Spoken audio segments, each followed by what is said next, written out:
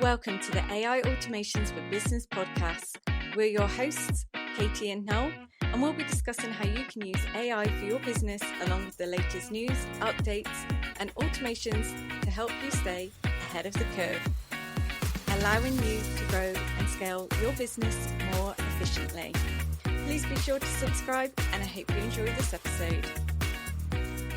Hello, welcome back to another episode with us. Hello, I'm Katie. Hello, and I'm Noel. This week we are talking all about chatbots. So for anyone listening and you're thinking, I like the sound of this, but actually, what is it? Noel, can you just give us a really brief overview of what chatbots are? So a chatbot is something that you can host either on your website or within a particular application that you use day to day. And what you can do is then link that into different tools and AI, and then basically talk with your data. That's kind of the upshot. Yeah. And also do different things. Yeah. And most of us have probably experienced chatbots when we've been on someone's website, like for customer service. You know, you see it pop up, don't you, usually in the right-hand corner, like, how can I help?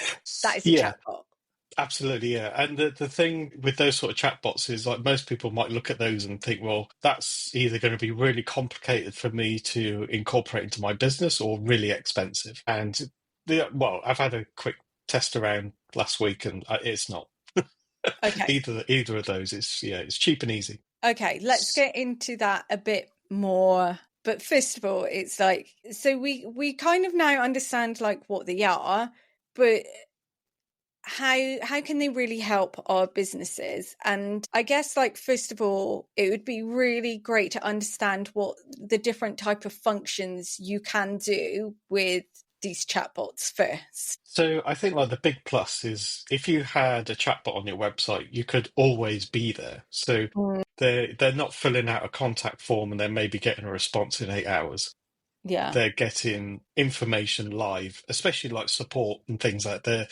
They're getting the help they need when they need it. They're not having to sit around and wait for someone to respond. So that's kind of the real big plus. And yeah, there's all kinds of different things and functions that they can do, and that kind of depends on the aim of the chatbot that you would like to create. So yeah, there's all sorts. I mean, I guess the common one would be to have all of your data within the chatbots. Anyone asks a question, so let's say for Business Wonderland, for you, Katie, you could have all of your content in there, and then people could ask questions and then get responses back as if it was you. So this would be really great as well if someone's perhaps running a community or a membership. Yes. Someone can't find something, or they want help with a certain subject or topic, and they can ask the chatbot, and rather than you having a customer service person on your team answer it, the chatbot would be able to answer it within seconds. Yes. So I built a chatbot for the AI community on the school platform, and basically they had like thousands of posts, loads of YouTube videos. So there was lots of really good information.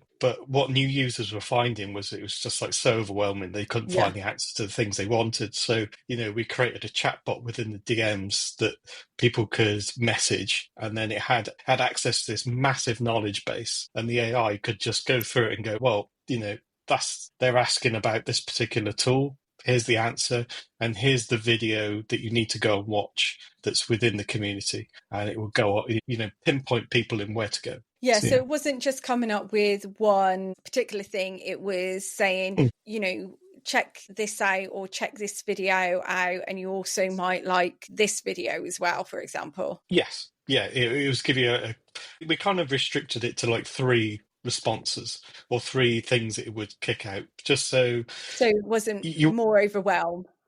Yeah, exactly. Yeah. Because if you just asked about make.com, there's like 70 videos just on that one, so that's not particularly helpful. No, not helpful at all. Yeah, and we want to reduce that overwhelm. And I think that's the thing. If you're running a community or a membership, people do get overwhelmed very quickly with all the information or even knowing where to start. So something like this, when, you've got people, a community from all over the world, and perhaps, your community manager or customer service team, only work particular, set of hours, you haven't got a global team where someone's working all the time, the chatbot would be a great alternative. Yeah, we also saw like a really big downturn in people asking questions as well. So they were going off and using that chatbot to, and getting the answers they needed. And even if they ended up creating a post asking a question, like me and the other admins would then go off and talk to this chatbot and then say, "Hey, can you answer this question for us?" And it would be like, "Oh yeah, you need to look in this video, this video." Like, right, and then answer the posts. So even we're using it internally.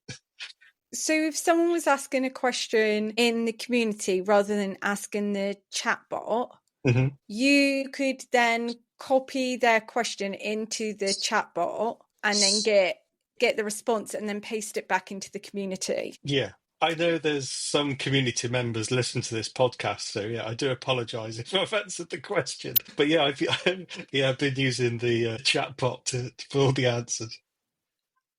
And would you say they're like 100% accurate? Because obviously you don't want to be telling your clients or your community members wrong information. So that would be my concern. Mm-hmm.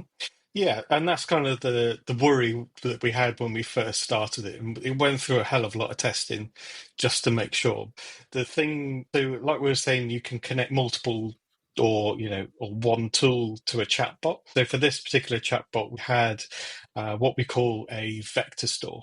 And that's kind of like a fancy database. And basically, it allows you to input all the data and it kind of puts it in like a 4D grid. It's really, yeah, you kind of need some sort of scientific degree to really understand it.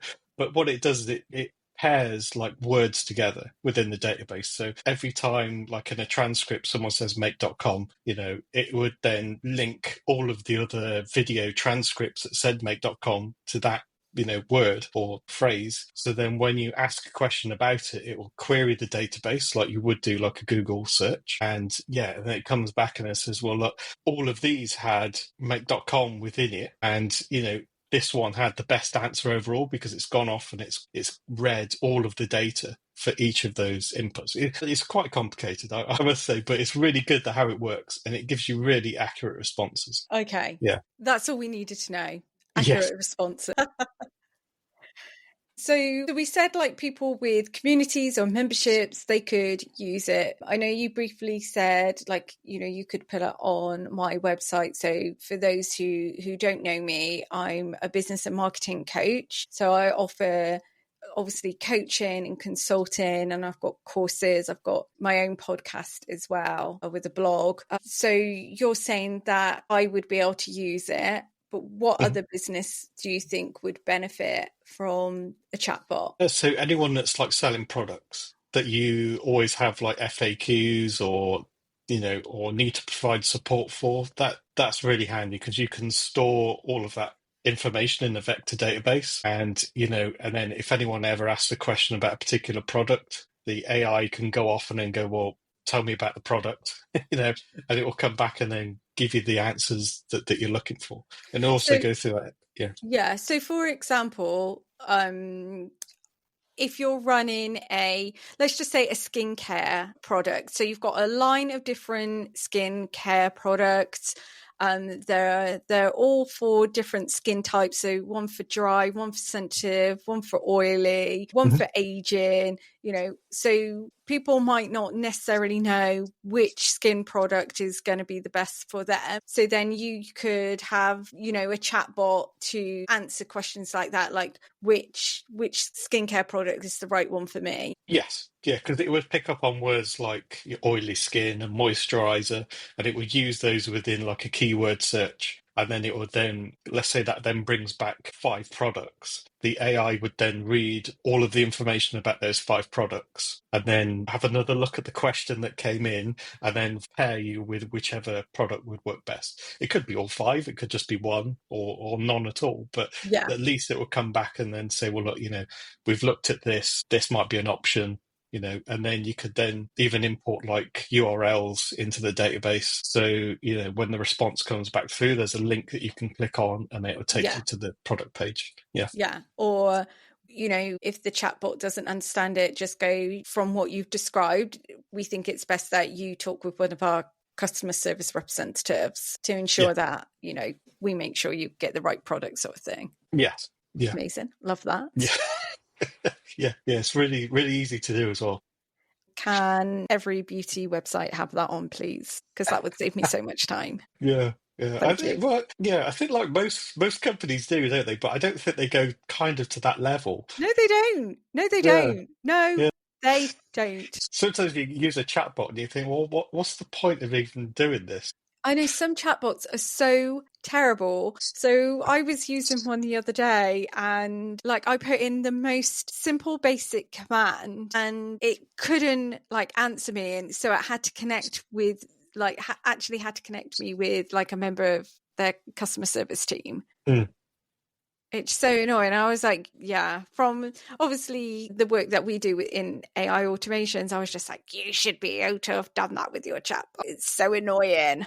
Yeah, but the way that they've probably built it is probably with like really dated tools that we would see now. So, or Yeah. we would see as dated now. But yeah, I think now it's like really easy to inject AI into these sort of chatbots to give you that level of intelligence, you know, to answer those sort of questions and have access to millions of data points for you, because I mean, Amazon could do it, but that'd be a gigantic Oh my database. gosh, can you imagine? But the thing is, though, with Amazon, like their search function is actually really decent. Yes. So Yeah. if someone did want to build a chatbot, how are we going about doing it? As in, is it going to be costly? You know, how much time is it going to take? So the one I was looking at last week, so that there are, I must say, there are several tools out there. There's things like BotPress as an example, which is a paid service. But the one I was using was my old friend N8N. And what that allows you to do is you can create an account online and then use their cloud service, and that's $20 a month. And then you can, you know, automation workflows within their platform. And what they have is like a really handy chat input function. Now, I just thought, within N8N, when you connect that in, you can just like you get like a little chat window and you can start talking to the AI. But I thought that was it. I didn't think it could go any further. And then something random popped up on YouTube and went, oh, well, no, you can put that on your website. I was like, you can't. No way. And it was really simple. And it was like, yeah, you just toggle a switch. And then there was a particular help page within the docs. And it was like, yeah, this is the structure of the code that you then copy paste into your website. And that's it. It's done. It's all connected. I connected it within like 10 minutes. So Right. yeah, it was really straightforward to do. But the next level to that is like you're then paying $20 a month. Yeah. But what you could do with N8N is host that locally. So you could create like a virtual server and install N8N locally on there. So like a virtual server is like $4 or $5 a month. They're not really a great deal of money. So, you know, you could then host it on there and then use, you know, N8N to your heart's content. There's no usage limit like there is with the cloud version, you know. So if you've got a chatbot that has 25,000 people using it a day, you know, 1,000 operations or, you know, things that I think they call them operations in N8N, like you're going to blitz through that within the first 10 minutes. Mm. So, you know, it's, hosting it locally is like really cheap, and it just opens up and you can use it as much as you like or as little as you like. Okay, so Yeah. budget friendly. Very. And then what about time to set it up? Because obviously you've set up a couple of these now, and I know one in particular did, you know, it was quite time consuming, wasn't it? Yes. So they can, it depends on like the platform that you want to use. So the one I did for school took me a long time, but then the N8N that you can put on your website, not very long at all. But what you need to do is, I would say, is to figure out what the key function is and then keep to that key function of the chatbot. But don't try and create a chatbot that does absolutely everything. You know, just Right. try and keep it, you know, so if it's a customer support one, Yeah. you know, that only pops up on your customer support page and it's Okay. dedicated to that particular function. Yeah. You could have one on like a products page and that only does products. Okay, so you can have several chatbots on the same website. Yes. Oh my gosh. Okay. I Yeah. did not know Yeah. that. I didn't realize I could do it until I give it a go. I thought, I wonder. Yeah. Yeah, you can have Okay. all sorts. Okay. So, yeah. So, one chatbot for one main function. Yes. Yeah. It makes life so much easier. So Yeah. you could use like an AI agent to handle multiple tools. But in our previous episode, we went through maybe that's probably not such a great idea right now because it's Yeah, just not. because of the accuracy at the Yes. moment. Yes, yeah, as of right now. But yeah, it will get better over time and it will be a lot more accurate. But Mm, yeah, for now, it's kind of, one function at a time. And then, yeah, that makes life so much easier. But if you're doing things like a product database and things like, and then having people having access to ask questions about beauty products, and like you were saying, that you need to really think about the structure and what you're inputting into that vector store. And then, yeah, and then that allows the AI just to, it then understands the structure because it's the same every time. yeah. And yeah, it just makes life so much easier. Yeah. Okay. Amazing. Well, thank you so much, Noel, for talking us through chatbots. If anyone has any questions about chatbots, or you want to set up your own but you're not sure how, then you can find us in our free LinkedIn group, which is AI Automations for Business. I'll pop the link below for everyone. But yes, feel free to come and ask any questions in there. Thank you so much, Noel, for all of your amazing advice, as always. Not a problem. Glad to share it. If you've liked this episode, then we would absolutely love for you to subscribe. And if you feel called to, leave us a review. And we will catch you next week for another episode.